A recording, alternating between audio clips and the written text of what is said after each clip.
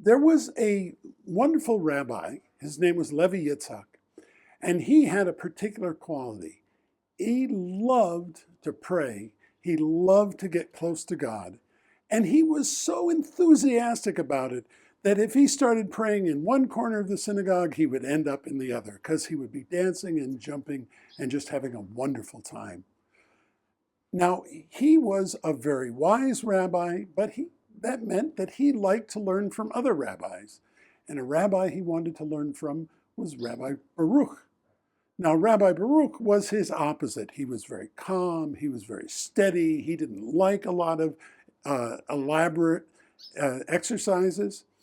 And so when Rabbi Levi Yitzhak said, "I'd like to study with you," he said, "No, I know your type, I'm not interested."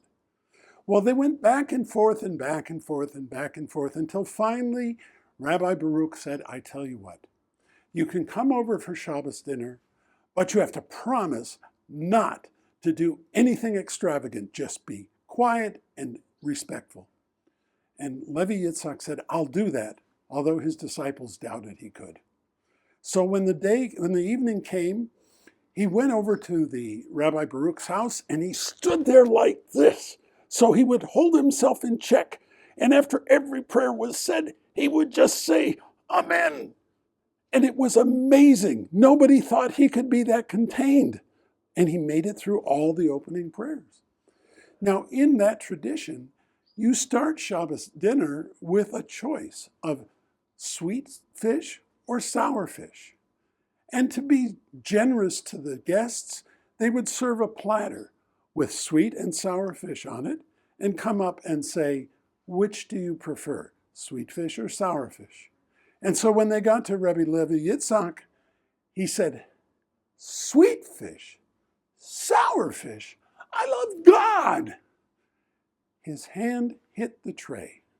It went tumbling through the air until it landed sauce side down on Rabbi Baruch's prayer shawl. Now everyone rushed to clean the shawl off, knowing this was the worst thing that could happen. But Rabbi Baruch said, "Don't touch the shawl. I've never seen such joy and devotion in a person, and I will not have this cleaned.